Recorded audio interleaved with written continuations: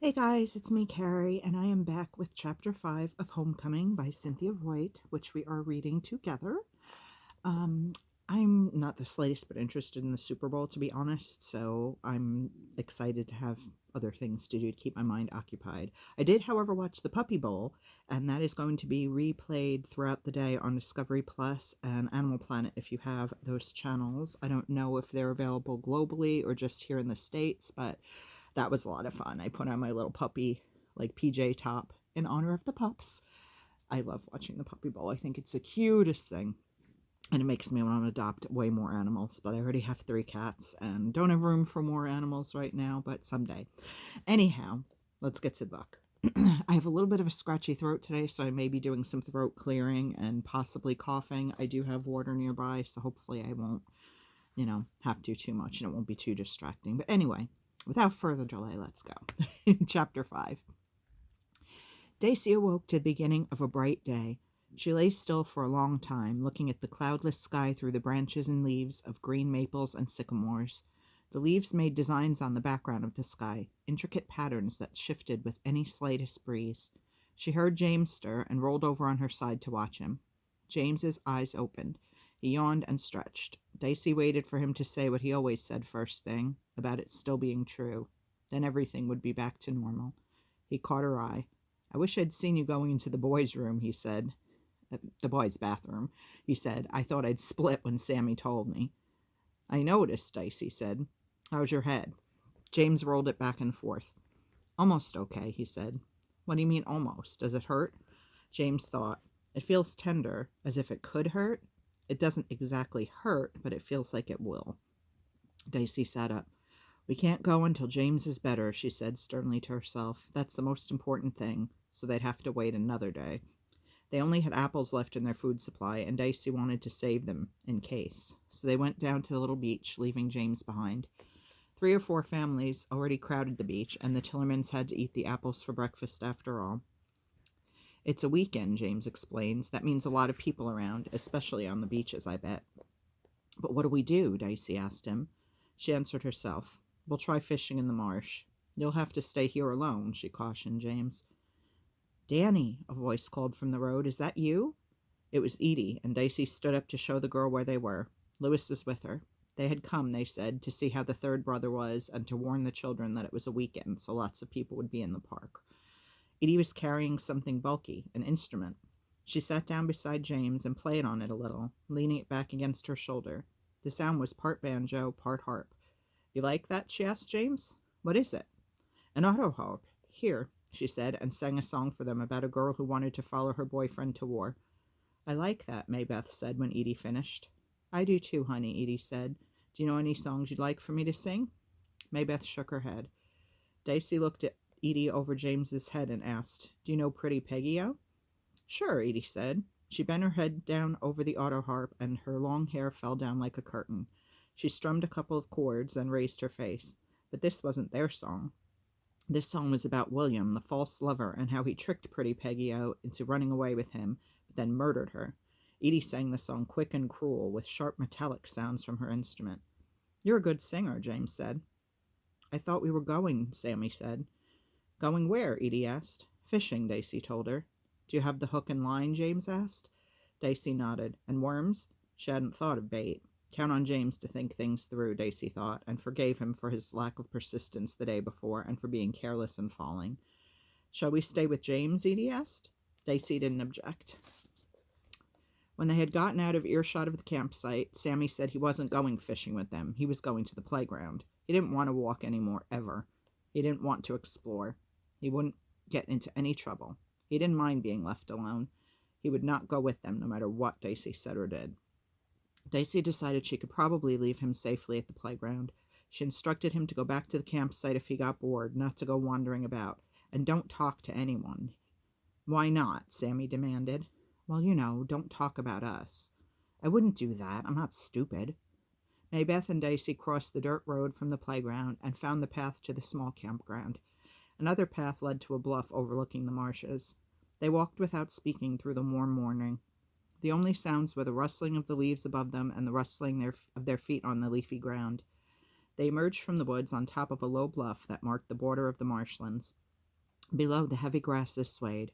Narrow canals of water moved gently. The scene could have been painted in watercolors, so pale was the green of the grass, so subdued was the blue of the water. They climbed down a short path and stood on the muddy grounds of the lowlands. A heron looked up at them, curious but not afraid, before he flew to a more secluded spot. Clusters of gnats hovered in the air. "It's so quiet," Dicey said. Maybeth nodded. "Think there are any fish?" Dicey asked, feeling her hunger. Maybeth didn't answer. Dicey walked out along the mud flat until she found a spot she liked. There she baited the hook with a worm from her pocket and put it into the water and waited. Maybeth sat beside her, braiding seagrass into long and useless lines. Dicey caught a fish almost right away, 6 or 7 inches long. She rebaited the hook and caught another, even larger. She couldn't believe her luck. Every few minutes she could feel the tentative jerking nibble on the end of her line. When she had enough, Dicey took off her shirt and piled her catch into it. As long as they could fish, they wouldn't go hungry. She smiled at Maybeth. "Let's go back and eat," she said. It would be okay. They could wait for James to get well. They stopped by the playground to pick up Sammy, but he wasn't there. Dicey hurried back to their camp. James sat alone, scratching at the ground with the stick. Fear clutched at Dicey's stomach. "Sammy," she called. She shouldn't have left him alone for so long. "James, have you seen Sammy?" Sammy stepped out from behind a boulder. Dicey let out a little snort of relief. "Look," Dicey held up the fish she had caught. "Anybody hungry?" "Why were you hiding?" Maybeth asked Sammy. "We heard someone coming. We didn't know who it was." His hazel eyes searched out Dicey's face. "I found something." "What? Bring it over. We need some wood, too, to cook the fish."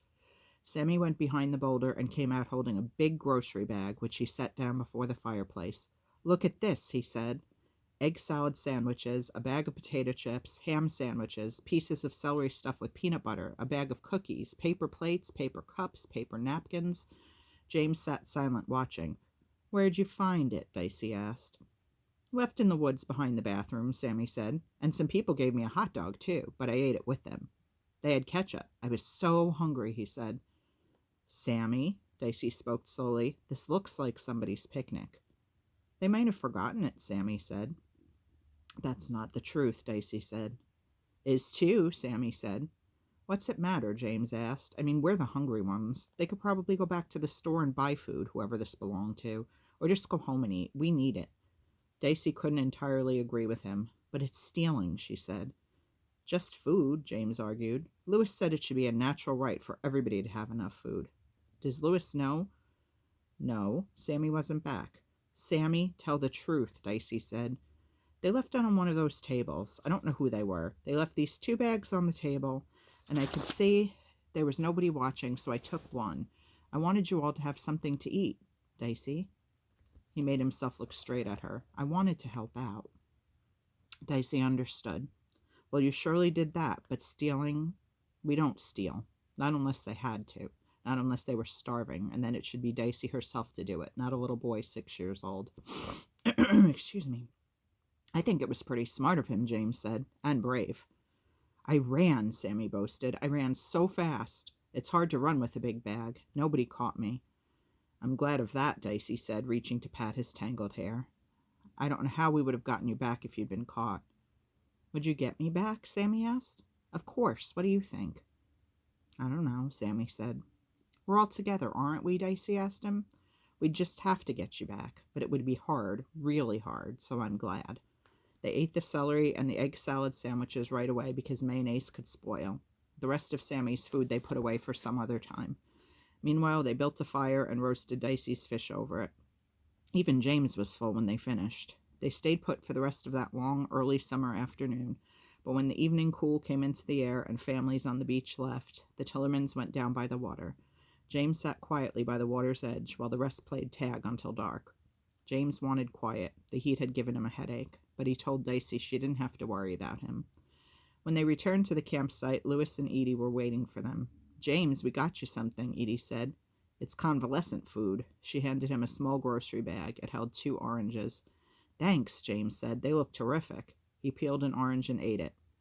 Dicey grabbed the other one from him, peeled it, and split it in half. She gave half to Maybeth and half to Sammy. James looked like he wanted to say something to her, but he didn't. "Guess what?" Edie said. Her voice came out of the dark. "What?" "When we went to get the oranges, there was some man in there buying food who said his lunch had been stolen." Lewis took over the story. He was a big fat guy, asking what the country was coming to when a family's picnic lunch was stolen in a public park. He said it was probably dope addicts. He was all for calling in the police, but the guy who runs the store said it was probably somebody's idea of a joke. The big guy said that if he could get his hands on the joker, he'd show him what he thought of it. He reminded me of your father, didn't he, Edie? Isn't that just what your father would do? Then he pulls out a wallet a foot thick, crammed with bills.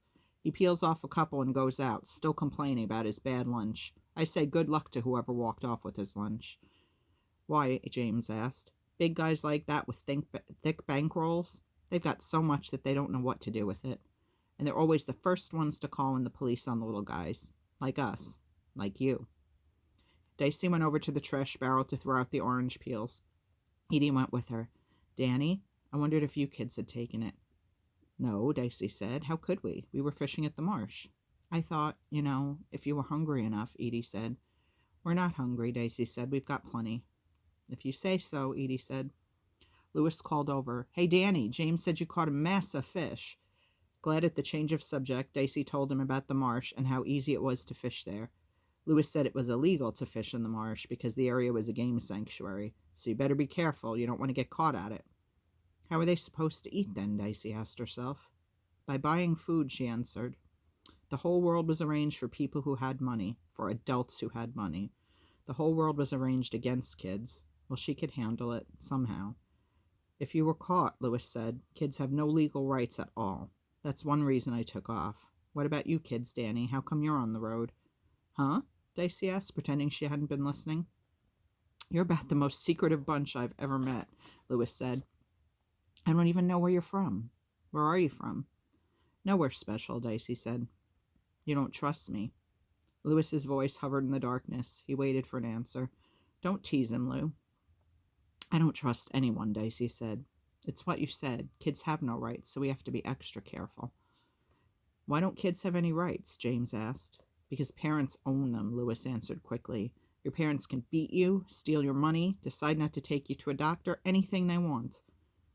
If you look at it that sorry, lost my little space. Okay.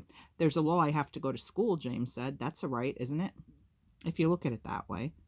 They couldn't kill me, James continued. That would be murder, if it could be proved. James thought about this. Then the only person who will look out for me is myself. You got it, and you better learn how to do that. Learn quick and learn good. Look out for yourself and let the rest go hang, because they're out to hang you. You can be sure of it. What about love? Edie asked. You tell us all about it. Tell us all about your old man, and then talk about love, Lewis said. Danny here knows what's what. He doesn't trust anyone. What do you do when you're not camping here? Dicey asked them. She saw the two heads turn toward one another, and then the look they exchanged. I can't remember, Edie said in a soft voice. Nothing before now seems real to me anymore. Nothing before is worth remembering. So I guess you'd say we didn't do anything. And now we do something. We pluck the lotus, right, honey? Then they got up to leave. Edie said she'd come by tomorrow and bring James some soup. That sounds good, James said. The two young people stole silently away. Dicey was listening, but she couldn't hear their footsteps. For a little while, she wondered if they were hanging around to overhear something. The next morning, Sunday morning, dawned warm. Morning spread a haze of golden heat over the trees and boulders. James said it wasn't a good day for him to travel. It was too hot. It was too far. He just wasn't feeling right. So Dicey took her family across the top of the highland to the long beach.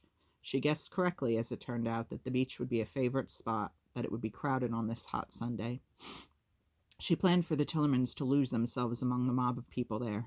James protested, saying he wanted to wait for Edie, but Dicey told him he had to come with them. The sun would give him a headache, he said. She said that she thought he could stand that. How much longer are we going to have to wait anyway? She demanded. I don't know. I told you I'll say when I feel okay again, James said. It's not my fault I'm sick. Dicey didn't answer. The long beach was a flat crescent that marked the edge of a shallow cove. Children straddled the water's edge, and a few bolder ones were actually swimming. Towels crowded the sand like bright pieces of confetti. On the towels lay people in bathing suits, surrounded by picnic baskets, paper bags, canvas totes, blaring radios, and coolers full of ice and drinks. The Tillermans walked about unnoticed, and later returned to their camp for a quick lunch of ham sandwiches and potato chips, which finished off the food in Sammy's bag. Then they went back to the long beach. Sammy was glad not to meet Louis and Edie. Later in the afternoon, when the beach began to empty, Dicey looked around to gather James and Maybeth and Sammy together. They could leave tomorrow. She had watched James, and she was pretty sure he was fine. Sammy was nowhere to be seen. Neither James nor Maybeth had spoken with him, not for a long time. Dicey looked out over the low sandbars, not yet covered by the incoming tide. She knew she didn't have to worry about Sammy having drowned. She decided to wait for a few minutes. He might, after all, have just slipped away in the woods to pee. Sure enough, within 10 minutes, she saw his sturdy body trudging down the path from the highlands. They went to meet him. As they walked along the cliff that fronted the sound, Dicey asked him where he'd been. Sammy turned his head to look behind them, then announced with swelling pride, "I got us another one." Another what? Another food bag. It was all the leftovers the family couldn't finish. I watched them eat, then pack up the bag. Then they all went down to rinse off sand in the water, and I grabbed the bag and I ran. It's at the camp. "Good job, Sammy," James said. "No, it isn't," Dicey said. She knelt down in front of him, "and Sammy knows that," she said, looking straight in his eyes. His mouth grew stubborn, and he would not look at her. "Stealing isn't right," Dicey said. "Not even if you're hungry," Sammy argued. "You're not hungry. Not really hungry," Dicey said. "We never stole things. Tillermans don't have to steal." "Well, maybe we should," James interrupted. "It's like a war, isn't it? Us against everyone so we can get to Bridgeport? Otherwise, you'd have asked a policeman for help right away when there was one hanging around our car, remember?" Dicey remembered. "So if it's like that, what's wrong with Sammy taking somebody's leftovers?" "And more, too," Sammy grinned up at James. "There was money, a wallet." "Oh, no," Dicey groaned. "Sammy, you can't take a wallet the way you can take food. You just can't get away with that. We have to take it back." "No," Sammy cried. "Yes," Dicey said firmly, "and on the double." "I'm right, aren't I, James?" Even James agreed. Dicey sent James and Maybeth to gather mussels and clams and firewood. She hurried Sammy back to the camp, and he showed her where he'd hidden the stolen bag. "But they're gone home," he protested. "Their towel was gone when I came back." Worse and worse. Dicey thought hard and fast. She took the wallet out of the bag. It was a man's wallet, brown leather, and grabbing Sammy by the hand, ran back to the long beach. She wanted to make him give it back himself and apologize, but she couldn't. She couldn't, not at the risk. The long beach was empty under shadows that fell from the cliff out toward the water, but Dicey heard voices coming from somewhere. She stood halfway down the steep hill and made Sammy point to where he had found the bag. She lifted her arm and hurled the wallet at that spot. She didn't wait to see where it landed, but turned and ran back laboriously uphill. She didn't wait for Sammy. Safe again under the cover of trees, Sammy spoke sullenly. It had almost $20 in it. Dicey didn't answer. She couldn't think of what to say. Finally, she said, "You have got to do what I tell you. What I tell you, not anybody else." Sammy nodded as if he understood. They had a fire on the beach that evening and steamed mussels so hot and chewy they burned their tongues on the tawny meat. The smell of damp seaweed, richer than the smell of wet wood, rose with the smoke from the fire and lingered over their faces. They were salty after the day at the water. They were together. The light dimmed, melting into the early twilight. Stars had become visible, pinpricks of light on the silken sky. If they hadn't known better, they would have thought that when the fire died out and the moon shone bright up in the sky, that they could turn and trudge slowly up over the familiar dunes to their own home, where Mama would look up absent-mindedly to greet them and ask if they had a good day. Sammy dug wells for the water to run into. Maybeth arranged shells and water-polished stones into an intricate design. James skimmed rocks out over the water. "We'll get going again tomorrow," Dicey said. "I'm not sure, Dicey," James protested. "I don't think I should yet." Dicey looked at him. He looked like he meant what he said. "We could stay here," Sammy added. "It's okay here." Dicey sat down beside the fire, her knees drawn up under her chin, poking at the blaze with a long stick and thinking. They had to go. But what if James wasn't better and it hurt him? Should she wait another day? Louis and Edie came up silently behind her and surprised her with some chords on the auto harp. Dicey welcomed the music, but she had wanted to avoid any further contact with them. Edie played and sang. Louis took Maybeth by the hand and led her in a galloping dance up and down the beach. Sammy trailed them in a jig of his own, while James clapped time energetically. Dicey watched him. Some brother.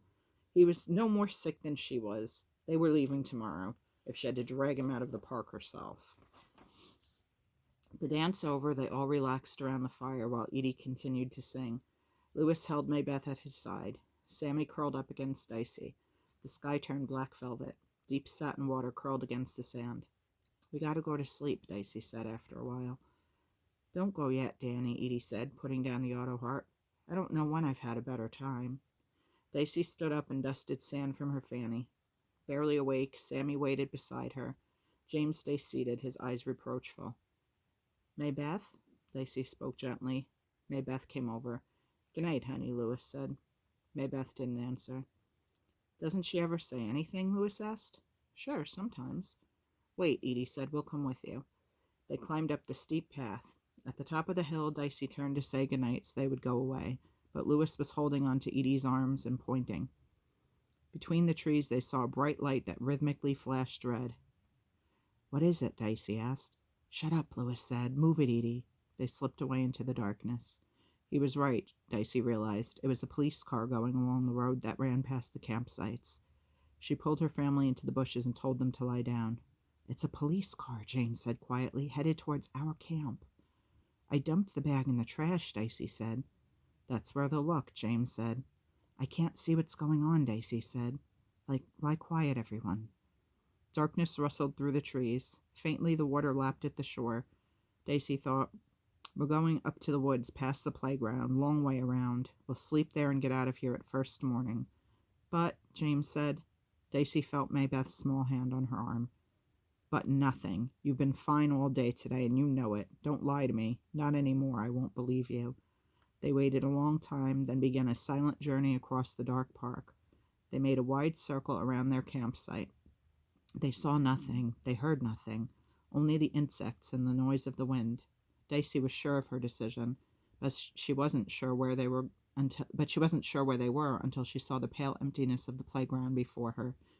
They were so tired by then that they just stumbled into the woods beyond and slept there, slept uneasily. All right, guys, so that is chapter 5. The Tillermans are going to be on the move soon, apparently. So I hope you will tune in for chapter 6 to see what happens next to this amazing family. Am I the only one that is, blown away by how intelligent and insightful Sammy is at 6 years old?